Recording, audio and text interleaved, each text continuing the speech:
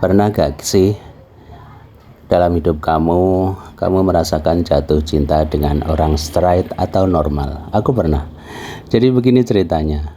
Aku mengenal pria ini kira-kira 5 tahun yang lalu. Winarto namanya. Umurnya sekitar 50 tahun. Pekerjaannya sopir. Dulu sebelum punya pekerjaan di Demak, aku pernah bekerja sebagai karyawan pabrik di Semarang. Jadi tiap hari harus naik bis untuk sampai ke Semarang. Jam 7 pagi, aku harus sudah berada di pinggir jalan yang berada di depan rumahku dan selalu naik bus yang sama. Sopirnya seorang lelaki gendut yang suka bercanda. Pertama kali duduk di sampingnya, sopir ini selalu mengajakku berbicara. Di hari yang lain, aku memilih tempat duduk yang sama, di samping sopir. 2 kali pertemuan, kita langsung akrab seperti sahabat. Lama-lama aku tahu namanya Winarto. Kemudian ia juga bercerita tentang istrinya yang selalu minta itu tiap malam. Cerita-cerita yang membuat aku tertawa. Semakin aku tertawa, maka Winarto akan semakin bersemangat untuk menceritakan dirinya. Suatu hari bus yang disupiri Winarto ini tidak berangkat. Sudah jam 7 lebih 15 menit. Akhirnya aku naik bis lain agar tak terlambat bekerja.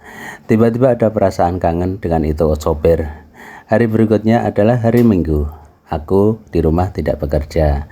Jam 10-an tiba-tiba ada motor yang berhenti di depan rumahku. Winarto. Baru turun dari motor, ia sudah tertawa. Manis sekali tawanya.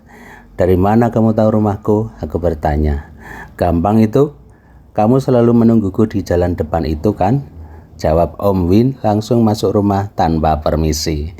Ia langsung merebahkan tubuh di sofa di ruang tamu, kemudian menyalakan rokok. Kuakui Om Win tambah ganteng saat mengenakan pakaian yang lebih rapi.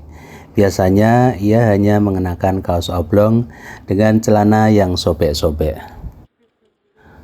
Aku sengaja duduk di sofa yang ia tiduri sambil memegangi kakinya. Dia memandangku sambil tersenyum. Sepertinya dia memang sudah tahu kalau aku menyukainya.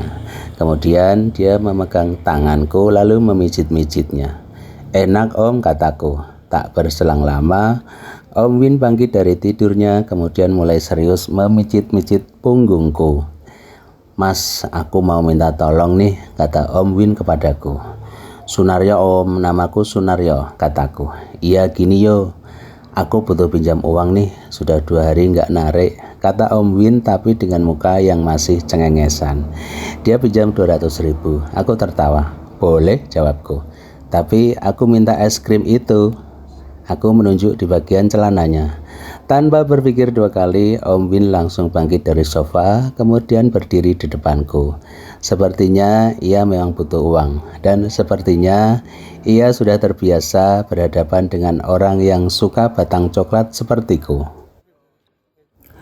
Setelah hari Minggu itu, setiap kali bertemu di dalam bus, Om Win selalu menyediakan tempat di depan untukku sehingga aku bisa selalu berdekatan dengannya. Dan selalu ia bertanya, besok Minggu aku datang ke rumahmu lagi ya. Dan aku selalu mengiyakan meskipun setiap kedatangan Om Win di rumahku selalu aku harus mengeluarkan sejumlah uang. Nggak tahu apakah aku yang dimanfaatkan Om Win atau aku yang memanfaatkan Om Win. Yang jelas aku suka es krim Om Win dan Om Win sepertinya selalu kekurangan uang. Dalam hal ini tidak ada yang merasa dirugikan. Aku memberikan uang dan Om Win memberikan es krim jumbo yang super legit. Sudah beberapa kali Om Win datang ke rumahku setiap ia tidak narik busnya. Jika aku sedang bekerja, maka ia datang sore atau malam dan kita melakukannya tidak di sofa lagi tapi di dalam ruanganku yang tertutup rapat. Dan semakin lama kulihat, Om Win semakin menikmati saja. Kadang-kadang aku bertanya-tanya dalam hati, apakah ia tidak merasakan berdosa dengan istrinya? Kadang-kadang aku juga bertanya apakah ia masih sering melakukan itu dengan istrinya, mengingat ia sudah melakukannya denganku. Kadang-kadang aku ingin jalan ke rumahnya, ingin melihat istrinya atau anaknya. Dan akhirnya kesampaian juga keinginan itu. Suatu ketika Om Win tiba-tiba lenyap.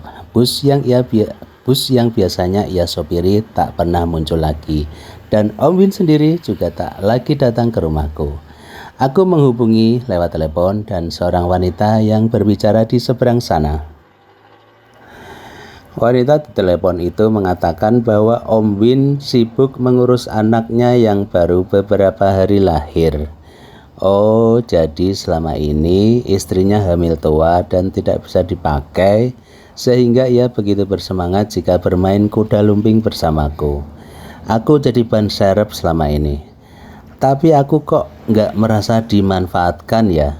Bahkan ketika istrinya memintaku untuk datang ke rumahnya, aku mengiyakan. Akhirnya hari Minggu aku meluncur ke Jepara, tempat di mana Om Win dan istrinya berada. Naik motor pagi-pagi sekali. Senang sekali perasaanku seolah hendak mengunjungi pacarku. Kurang lebih 1 jam perjalanan, akhirnya sampai di rumah Om Win yang berada di dekat terminal. Rumahnya kecil, hanya ada 1 kamar, 1 ruang tamu, dan sebuah dapur yang kecil.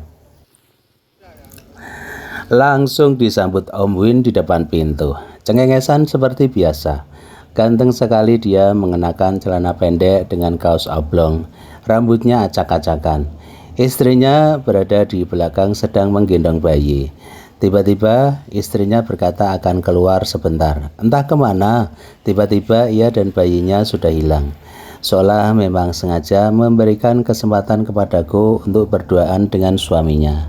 Dan begitulah, Om Win langsung menarikku ke dalam ruangannya yang hanya berpintu kain tebal. Nekat sekali dia, dan kami melakukannya. Om Win sangat santai. Dia sepertinya sudah tahu kalau istrinya tak akan cepat-cepat kembali. Rumah tangga macam apa ini, pikirku. Aku masa bodoh. Yang penting aku bisa nganu sama Om Win dan istrinya, sepertinya lagi juga nggak melarang. Wes mbuh, aku dhewe yo bingung.